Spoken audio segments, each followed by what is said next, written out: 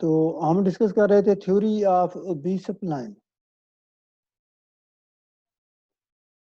Basically, theory of B spline is a branch of computational geometry which deals with the algorithm for designing, construction, representations, and theoretical properties of curve and surfaces generated by polynomial equation. In theory of B spline, we use polynomial, piecewise polynomial, and rational polynomial to design mechanical components, computer models, assemblies, and manufacture for industry.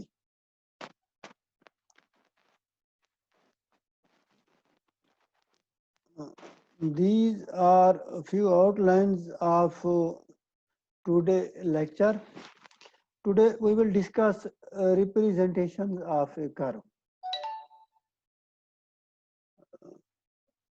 And representation of a curve, also we discuss normal vector, tangent, and normal lines, and also we discuss the continuity of the curve or smoothness of the curve. There are two types of continuity, basically the parametric continuity and the geometric continuity. तो जब हम discuss करते हैं representation of a curve, graphical representation of a function is called curve. Excuse me sir. जी जी sir वो definition kindly repeat कर दे, नोट नहीं कर सके, बड़ा स्पीड से बोल गए. अच्छा, वो जब मैं आपको नोट्स दूंगा तो वो इसके अंदर सारी चीजें अवेलेबल होंगी. Okay sir, okay okay sir. जी जी सर. जी जी. तो बेसिकली जो हमारा टॉपिक स्टार्ट हो रहा है वो है representation of a curve. Basically हमारे पास graphical representation of a function is called curve. There are three types of a representation of a curve. जब हम कर्व को रिप्रेजेंट करते हैं तो हमारे पास क्या होती हैं, तीन तरह की रिप्रेजेंटेशंस होती हैं. बेसिकली एक हमारी क्या होती है, एक्सप्लिसिट रिप्रेजेंटेशंस. जिस तरह आपके पास, आप सब लोग अपने आप को अनम्यूट कर लें ताकि क्लास के अंदर ताकि क्लास के अंदर डिस्टॉर्शन ना हो. सर आप म्यूट कर दें सबको. मैं सबको कर लेता हूँ, चलें, ताकि जो हैंड रेज करेगा वो कर देना आप अनम्यूट. मैं कर लेता हूँ ताकि बीच में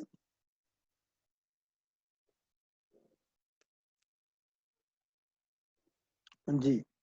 तो पहले नंबर पे हमारे पास क्या है जी, एक्सप्लिसिट रिप्रेजेंटेशंस. एक्सप्लिसिट फंक्शन का आप लोगों को आइडिया होगा, f of x is equal to 3x + 6. ये बेसिकली हमारे पास कौन सा फंक्शन है, एक्सप्लिसिट फंक्शन है. तो जो कर्व एक्सप्लिसिट फंक्शन से या कर्व ड्रा होता है वो बेसिकली उस रिप्रेजेंटेशन को हम क्या कहते हैं, एक्सप्लिसिट रिप्रेजेंटेशन कहते हैं. इसके अलावा हमारे पास एक इम्प्लिसिट फंक्शन होता है. इम्प्लिसिट फंक्शन में हमारे पास क्या होता है कि बेसिकली फंक्शन हमारा क्या होता है, दो वेरिएबल का, is equal to x² + y² - 5. ये आपके पास उसके एग्जांपल है. तो इससे जब हम एक ग्राफ ड्रा करेंगे तो ये हमारे बेसिकली क्या कहलाएगी, इम्प्लिसिट रिप्रेजेंटेशन. और तीसरे नंबर पे हमारे पास जो रिप्रेजेंटेशन होती है वो है पैरामीट्रिक रिप्रेजेंटेशन. ये बहुत अहम है और हमारा ये जो सब्जेक्ट है थ्योरी ऑफ बी सप्लाइन का, बेसिकली इसी पैरामीट्रिक रिप्रेजेंटेशन की ही डिस्कशन चलती रहेगी. अगर हमारे पास कोई दो वेरिएबल हैं x and y are represented as a function,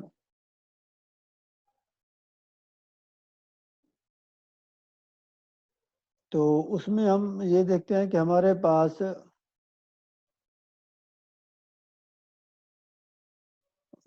इसमें कुछ लोग जो है ना वो हैंड रेज कर रहे हैं.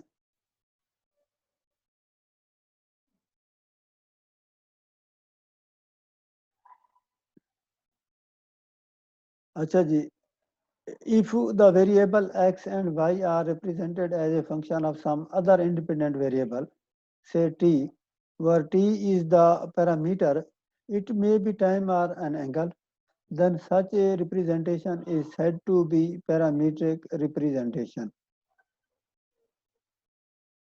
तो बेसिकली हमारे जो कारों की रिप्रेजेंटेशन है वो क्या है, 3 है। उनमें क्या है, एक्सप्लिसिट, जिससे जो हम जब हम एक्सप्लिसिट फंक्शन को ड्रा करते हैं तो वो हमारे पास जो रिप्रेजेंटेशन है। जी वालेकुम सलाम बेटा।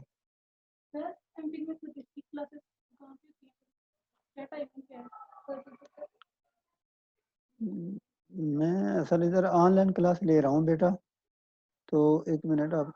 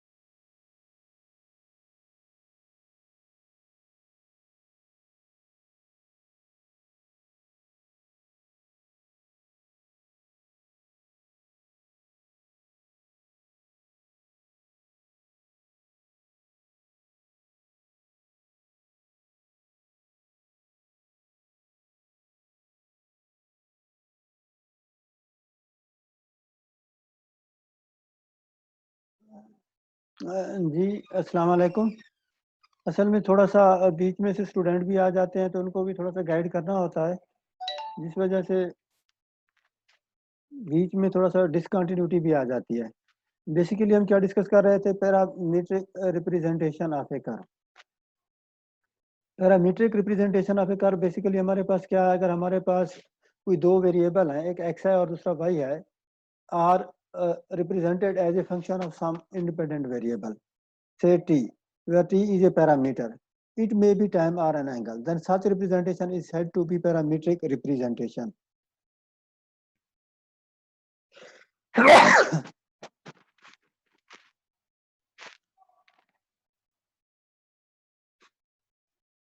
तो आप जब हम उसके एग्जांपल को डिस्कस करते हैं तो हमारे पास कोई कर्व है q of t। मुझे कोई आइडिया नहीं है बेटा, ये दरवाजा बंद करके जाना। एग्जाम्पल ऑफ पैरामीट्रिक रिप्रेजेंटेशन जब हम डिस्कस करते हैं तो इसमें हमारे पास एक कर्व है q of t is equal to x of t y of t, और बेसिकली ये हमारे पास क्या है, टी से केयर का एक ओपन इंटरवल है। दूसरी हम एग्जांपल ले रहे हैं सर्कल की, x square plus y square is equal to r square. जब हम इसको पुट करते हैं x of t r cos t और वाई को हम पुट करते हैं r sine t, then q of t is equal to r cos t r sine t, हमारे पास ये इंटरवल आ जाता है। या फिर हम डिस्कस करते हैं parametric equation of ellipse. Basically जो इक्वेशन ऑफ एलिप्स है वो हमारे पास क्या होती है, x square over a square plus y square over b square is equal to 1। इसमें जब हम पुट करते हैं x of theta is equal to r cos theta and y of theta जो है वो हमारे पास क्या है जी, r sine theta. Hence the parametric representation of A ellipse वो हमारे पास क्या है जी, r cos theta r sine theta. Basically ellipse और सर्कल जो है वो हमारे पास सेम चीज़ होती है, लेकिन उसके अंदर सिर्फ एसेंट्रिसिटी का फर्क होता है, या उसके जो मेजर और माइनर एक्सेस हैं वो अगर डिफरेंस होते हैं तो डिफरेंट होंगे तो वो एलिप्स होगी, अगर सेम होंगे तो वो हमारे पास क्या होगा, सर्कल होगा। इसके अलावा हमारे पास जो एक एग्जांपल है parametric equations of a parabola. वो बेसिकली हमारे पास क्या है जी, y square is equal to 4ax। अगर हम पुट करते हैं x इज इक्वल टू 80 से केआर एंड 280, तो ये बेसिकली हमारे पास उसकी इक्वेशन बन जाएगी parametric equation of a parabola. तो नेक्स्ट हम डिस्कस करने लगे थे टेंजेंट वेक्टर को। बेसिकली अगर हमारे पास कोई पैरामीट्रिक कर्व है, बेसिक वो क्या है जी, q of t is equal to x of t y of t. जब हम उसका डेरिवेटिव लेंगे, फर्स्ट डेरिवेटिव, तो वो क्या कहलाता है, टेंजेंट कहलाता है। जो टी ऑफ टी से हम उसको डिनोट करते हैं, बेसिकली वो किसके बराबर होता है, derivative of Q of T. यानी अगर किसी भी पैरामीट्रिक फॉर्म ऑफ कर्व का जब हम डेरिवेटिव लेंगे, तो वो बेसिकली हमारे पास क्या कहलाएगा, टेंजेंट कहलाएगा। और जब हम टेंजेंट जो नॉर्मल वेक्टर होता है वो बेसिकली क्या होता है, perpendicular to the tangent vector. या हम टेंजेंट वेक्टर को क्या करते हैं, रोटेट करते हैं 90 डिग्री पे, तो हमारे पास क्या आता है,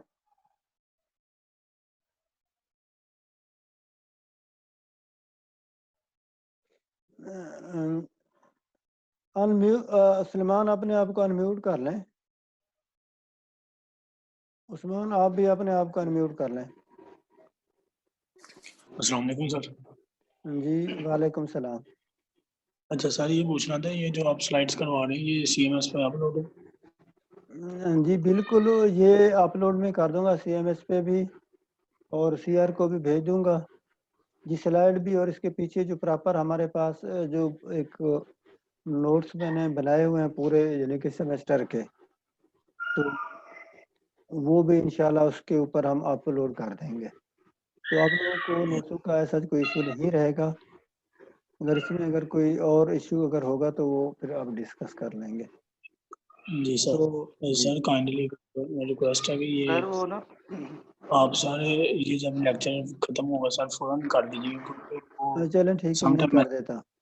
जी मैं थैंक यू। कर देता हूँ, बल्कि मैं ग्रुप को, सर ठीक है ना, जो CR है आपका, ठीक है, जी सर, जुनेद इस्लाम है। जुनेद असलम है। जी और लास्ट टाइम उसने मुझे मेरे ख्याल में मैसेज भी सेंड किया था। उसका नंबर क्या है CR का? सर CR क्लास में वो आपको बता रहे थे, अगर कहते हाँ तो मैं आपको हाँ, बता। उसको कहें कि वो व्हाट्सएप पे मुझे मैसेज कर दे, मैं इसको अभी भी सेंड कर देता हूँ जी। ओके हो गया सर। अच्छा सर, ये एक्सप्लिसिट फंक्शन और इम्प्लिसिट फंक्शन जो आपने बताया, जी जी इसमें एक्सप्लिसिट रिप्रेजेंटेशन में जो फंक्शन आपने बताया वो f(x) is equal to 3x plus 6 है। जी जी। अगर हम f(x) की जगह पे y रिप्लेस कर दें और y minus 3x minus 6 is equal to 0, तो क्या इसको हम इम्प्लिसिट फंक्शन कह देंगे? बेसिकली जो डिफरेंस होता है एक्सप्लिसिट और इम्प्लिसिट का, वेरिएबल चेंज करने से आप उसको नहीं कर सकते। ठीक है, आप कहेंगे अगर हम किसी के वेरिएबल चेंज करेंगे तो वो हमारे पास फंक्शन चेंज हो जाएगा। या जी जी मैं 1 मिनट में एक डॉक्यूमेंट शेयर कर दूं ताकि जी सर।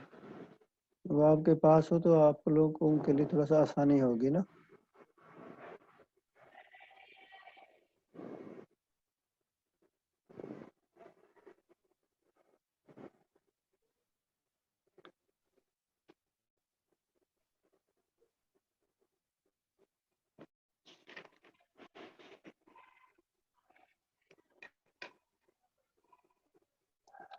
अच्छा, ऐसा है कि मैं CR को ये तो इसके बाद लेक्चर के बाद ही वो कर दूंगा, इसमें थोड़ा ढूंढने में जी सर। टाइम लगेगा ना जी सर।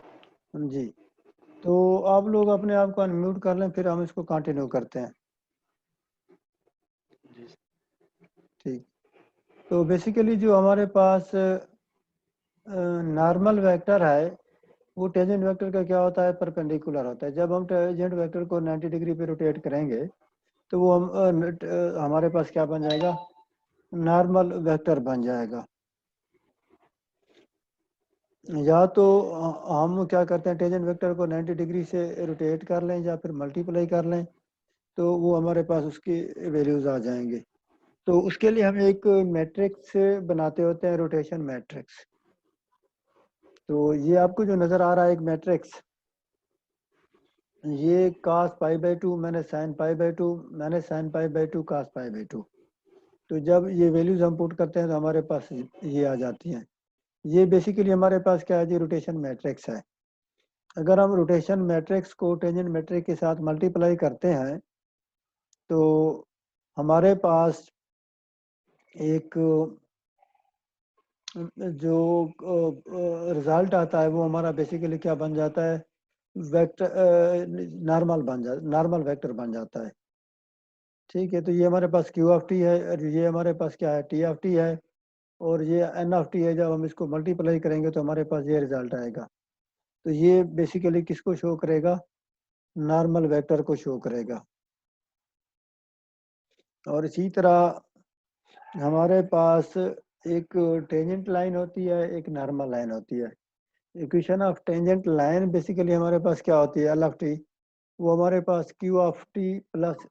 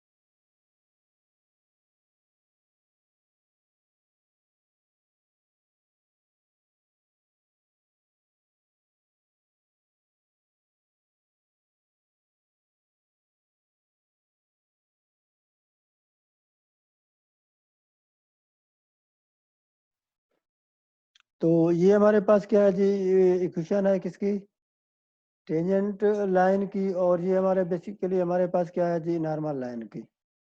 तो नेक्स्ट हम डिस्कस करते हैं जी, हमारे पास अगर कोई टेंजेंट या नॉर्मल लाइन ऑफ ए यानी कि of parametric form of ellipse, basically ये क्यू ऑफ टी हमारे पास क्या है जी, रिप्रेजेंट करता है एलिप्स की इक्वेशंस को। जब हम इसका टेंजेंट फाइंड करेंगे तो टेंजेंट हमारे पास क्या होता है, बेसिकली जब हम उसका डेरिवेटिव लेंगे d over d t into q of t, तो ये बेसिकली हमारे पास क्या होगा, minus a sine t b cos t. इसमें हमारे पास क्या है जी, एन ऑफ टी हमारा किसके बराबर होगा, जब हम इसको मल्टीप्लाई करेंगे किससे, रोटेशन मैट्रिक्स से। तो रोटेशन मैट्रिक्स से मल्टीप्लिकेशन के बाद हमारे पास क्या आ जाएगा, ये रिजल्ट आ जाएगा। और ये बेसिकली क्या है जी, नॉर्मल है, और ये हमारे पास क्या है, टेंजेंट है किसका, जो हमारी पैरामीट्रिक फॉर्म ऑफ एलिप्स थी उसकी। तो इसी तरह हमारे पास सम टाइम हम डिस्कस कर लेते हैं कि टेंजेंट लाइन, तो टेंजेंट लाइन की इक्वेशन हमारे पास क्या है जी, q of t plus t into t not into t a, और टी नॉट हमारा किसके बराबर है, पाई के बराबर है। तो ये बेसिकली हमारे पास क्या आ जाएगी, a cos pi b sine pi plus minus a sine pi b cos pi t. जब हम इसको मजीद सिंप्लीफाई करेंगे तो ये हमारे पास ये हमारी क्या बन जाएगी, बेसिकली टेंजेंट लाइन बन जाएगी, और ये हमारी क्या होगी, नॉर्मल लाइन होगी। नॉर्मल लाइन में हमारे पास क्यू ऑफ टी नॉट है plus n of t not into t. T nought हमारा किसके बराबर है, पाई के बराबर है। तो इसमें जब हम वैल्यूज पुट करेंगे तो a cos pi b sine pi plus minus b cos pi a sine pi into t. जब इसके अंदर हम वैल्यू पुट करेंगे तो हमारे पास ये नॉर्मल लाइन की वैल्यू आ जाएगी। तो नेक्स्ट हमारे पास कुछ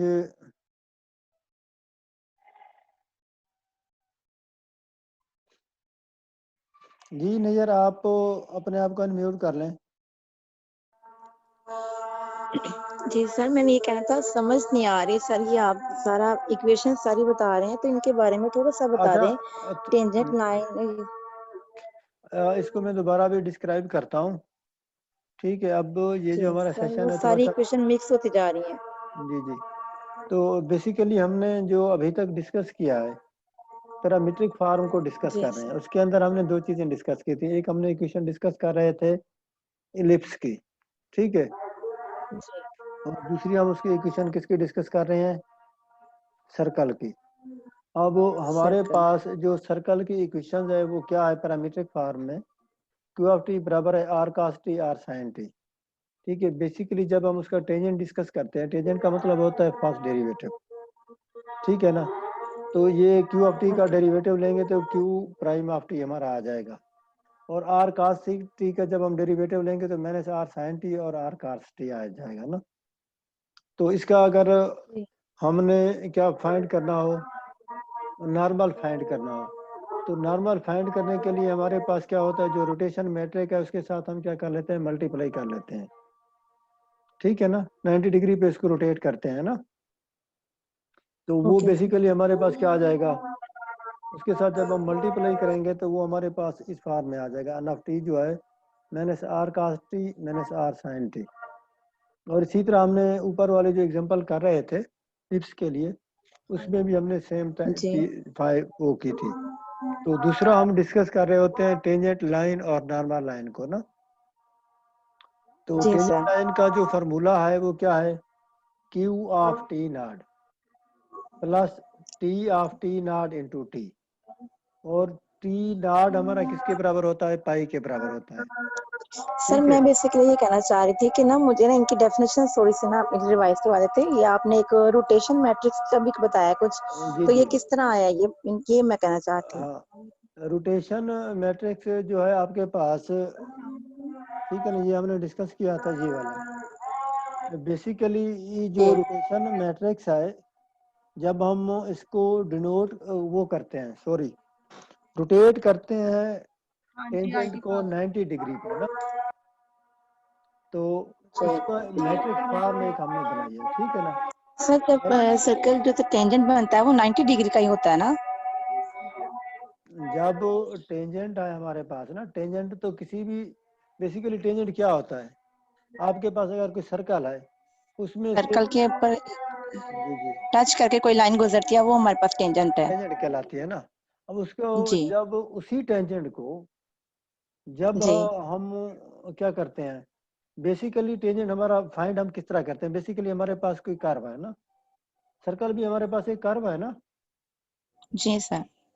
तो सर्कल की जो हमारे पास, या कोई भी हम कर्व लेते हैं, उसकी जो मैथमेटिकल इक्वेशन है, उसी जी इक्वेशन का जब फर्स्ट डेरिवेटिव लेते हैं तो वो हमारा क्या कहलाता है, टेंजेंट कहलाता है। चाहे एलिप्स हो, चाहे पैराबोला हो, कोई भी कर्व हो, ठीक है, ओके। ठीक है ना। उसका जब डेरिवेटिव जी लेंगे सर।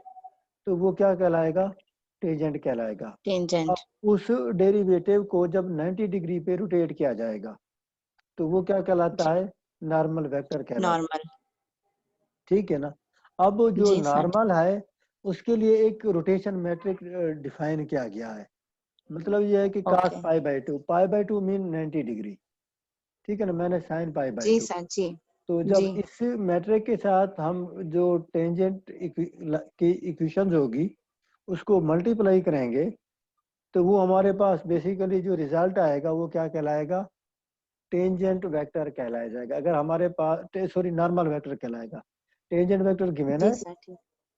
पहले तो हमें कर्व गिवन होगी ना, सिंपली पैरामीट्रिक कर्व। अच्छा, रोटेशन पैरामीट्रिक मैट्रिक्स को कर्व में, मल्टीप्लाई करवाया गया। जी जी, पैरामीट्रिक कर्व हो गई। पैरामीट्रिक कर्व को यूजुअली हम क्यू ऑफ टी से रिप्रेजेंट कर रहे हैं, किसी और चीज से भी हम रिप्रेजेंट कर देते हैं ना।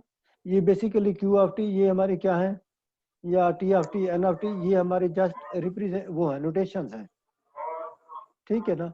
कर्व को हम अच्छा कर्व की कोड कर रहे हैं क्यू ऑफ टी से। उसके अंदर हमारे पास क्या है जी, जी दो वेरिएबल हैं, एक एक्स ऑफ टी है, दूसरा वाई ऑफ टी। टी के पैरामीटर कर वाई रहा है, ऑफ टी। ठीक है ना। जी सर। एक्स भी टी पे डिपेंड कर रहा है और वाई भी क्या है, टी पे डिपेंड कर रहा है। और टी का जी भी हमने डिस्कस किया था, ये हमारे पास टाइम भी हो सकता है, एंगल भी हो सकता है, कुछ भी हो सकता है। जी जब सर। हम इसको डिफाइन कर रहे थे ना टी को, पैरामीटर जी को सर जब ये हमने, डिपेंडेंट वेरिएबल होता है। जी जी, तो बेसिकली हमने क्या कहा था कि जो टी हमारा क्या है वो पैरामीटर है, it may be time and angle, इस तरह